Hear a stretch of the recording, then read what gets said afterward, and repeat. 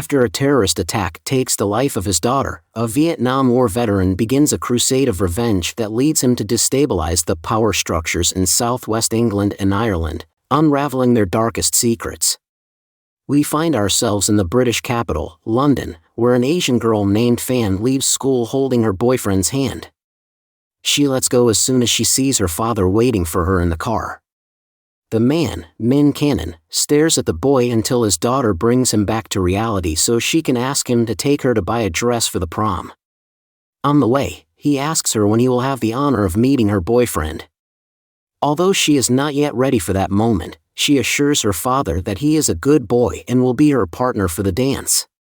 As soon as they arrive at the store, Fan quickly gets out of the car and doesn't even wait for her father to park, because the place is full of students with the same objective as her. Among the sea of civilians, there is a guy who leaves his motorcycle in front of a bench near the store. Then Cannon tries to park, but an unsuspecting man performs the same reversing maneuver and slightly hits the front of his car. The man gets out of his vehicle furiously to blame the protagonist. Suddenly, the motorcycle from before explodes in the air. There was a bomb inside, which means it was a terrorist attack. Unlike the furious driver, Cannon survives the shockwave and heads to the remains of the store to look for his daughter. At that moment, Ian, a reporter from a local newspaper, receives a call from the perpetrators of the attack, who call themselves the Authentic IRA. For those who do not know, the IRA was a terrorist group that sought the independence of Ireland from the United Kingdom, sowing panic among the British population to achieve their objective. Returning to the scene, Ian reports that from now on, all British banks will be possible targets until England stops supporting the illegal occupation of Northern Ireland. Ian then heads to the place where the bomb exploded to photograph the injured and those who had even worse luck. Among the victims, there is a man holding the body of a girl. When the lens focuses, we discover that it is Cannon and his now lifeless daughter. Meanwhile, from an apartment, some members of the Authentic IRA observe the news carefully to find out how many casualties they managed to cause.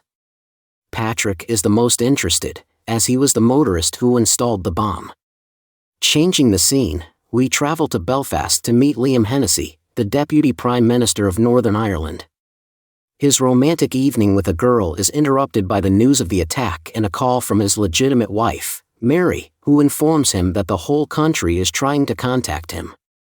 Back to his political work, he receives support from the British Cabinet Minister, Catherine, who asks him for all the information he can find about Ireland. Both countries had enjoyed a period of peace for 19 years, although the Authentic IRA has rekindled the spark of revolution, and it is vital that both ministers collaborate to avoid a war.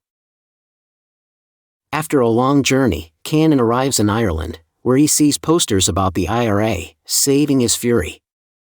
He stops at a guest house to see if they have rooms available. Then he shows up at the deputy minister's office to request a meeting with him. The secretary recognizes his name thanks to the countless calls he made in the last few days. The guards check his bag, finding a Swiss Army knife. However, when they try to throw him out, Liam himself asks them to let him in to talk. Cannon is direct, asking for the identities of the terrorists, and again Liam answers that he has no information about them. But this time, the protagonist looks at a photo of Liam's wife and daughter and asks what he would do if they died in an attack. With great certainty, the deputy minister claims that he would do whatever was in his power to do justice. So Cannon reveals that he has chosen him to help him and is sure he will soon give him information about the IRA. Then, in the bathroom of the facilities, Cannon makes a homemade trap. As soon as he leaves the building, a tremendous explosion occurs in the bathroom. Neither the deputy minister nor his employees are injured, but it is clear that they did not expect it. Shortly after, the local inspector concludes that the attack was only a threat towards Liam, who can't think of anyone who wants to see him dead. Just at that moment, he receives a call from Cannon, who asks him if he now wants to help him and give him the names. The deputy minister reacts with fury, but when he tries to threaten him, Cannon hangs up. Back in his rented room, Cannon starts making a new bomb. Shortly after, Liam's allies find an explosive in his car that would have detonated if it had been started. They discover a note with a single word, names. Cannon does not beat around the bush. After an investigation of the area, Liam's men find the residence where Cannon is staying. Cannon blocks the door of his room with a chair.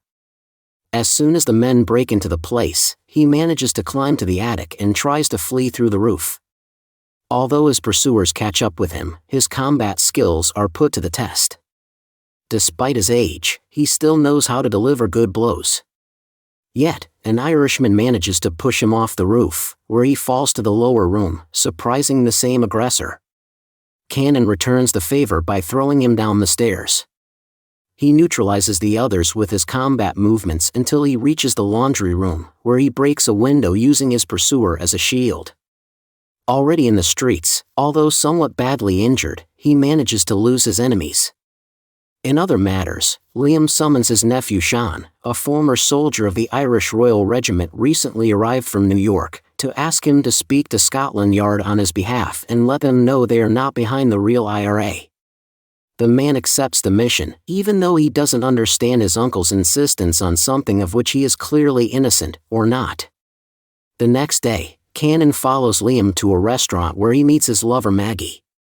Just a few seconds later, he receives an anonymous message with a photo of him and Maggie kissing. In case he has any doubts, the second message makes it clear that it was the work of Cannon, who now asks for the names. Nowhere will Liam be safe. While in London, Sean meets with Bromley to assure him that Liam's entourage is not responsible for the attacks, but that the real IRA is a new group with no connections to the old one. However, they suspect that there is a mole in the Irish Council, so they agree to collaborate to get to the truth. The only condition is that when they find the people involved, Scotland Yard will have the task of catching them. When he discovers that the Deputy Minister has taken refuge in his estate on the outskirts of Belfast, Cannon does not hesitate to infiltrate silently. He plants a bomb with a timer in the stable and neutralizes a couple of guards who had approached in search of intruders after leaving them tied up. The protagonist waits until the explosion and witnesses the scandal between Liam and his men, who are requesting reinforcements from Belfast. They underestimated the old Asian man and are now paying dearly as a result of the latest explosion. Mary threatens her husband with the idea of going to London because he is taking too long to resolve the situation. At dawn, she is present in the explosion of the reinforcements car, so Liam gives his wife permission to leave before the attack. Kavanagh, one of his best agents, indicates that Cannon may be watching from the nearby forest. So he heads to that place with his companions. When they arrive, the protagonist begins to hunt them one by one with the war tactics he learned in Vietnam. Although Kavanagh manages to shoot him from afar, due to the pain, he trips and falls next to a tree. But at least it helps him hide from the enemy.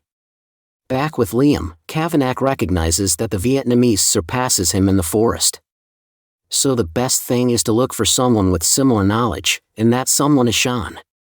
Talking about him, at this moment he is in London to visit his aunt-in-law Mary, who also turns out to be his lover, much to his misfortune.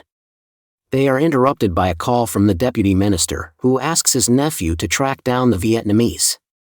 When he hangs up, Mary confesses that the Irish Council needs new blood like Sean. Her husband has been ineffective for decades, his brother was taken out by a rival faction.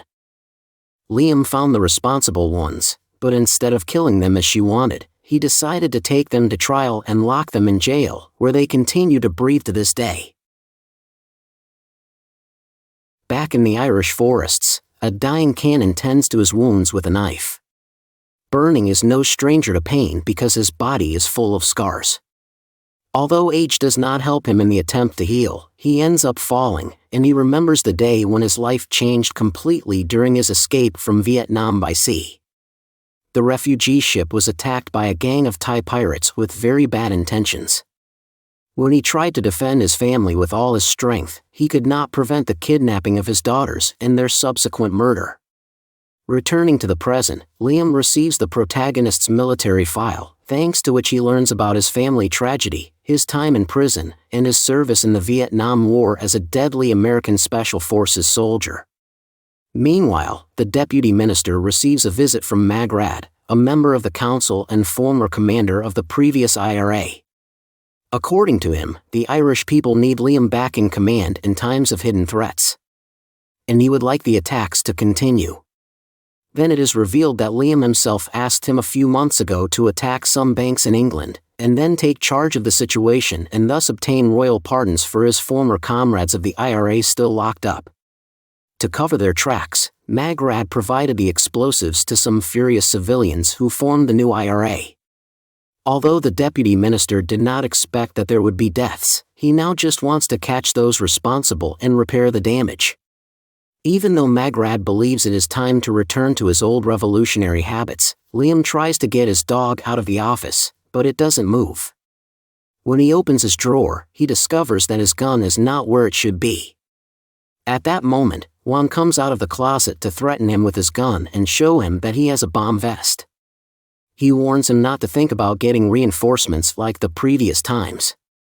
The deputy minister does not have the names of the terrorists, although he reveals that he changed the code word they will use to claim responsibility for the next attack.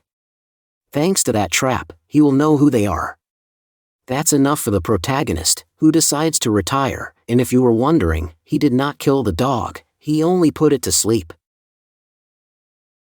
Using his physical ability, he crushes an enemy with a television and then hangs Patrick, exacting his revenge. When the police enter the apartment, they only find a survivor, Maki, whom they torture to make her release information about the last bomb. It turns out to be in the possession of Ian, with whom she slept a few days ago to exchange the battery of his laptop for a Navy bomb.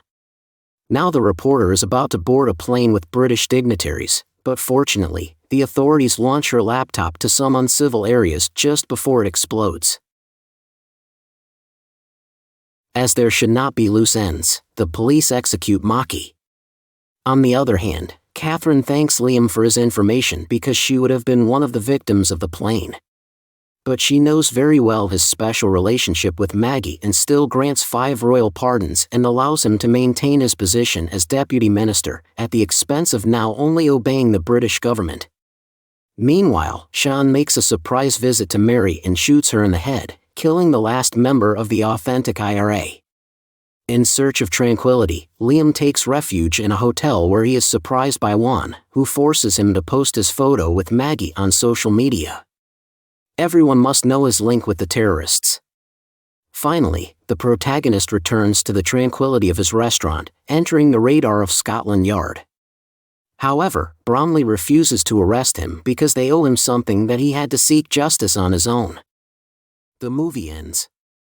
If you liked the video, don't forget to like the video and subscribe to the channel and share it with your friends.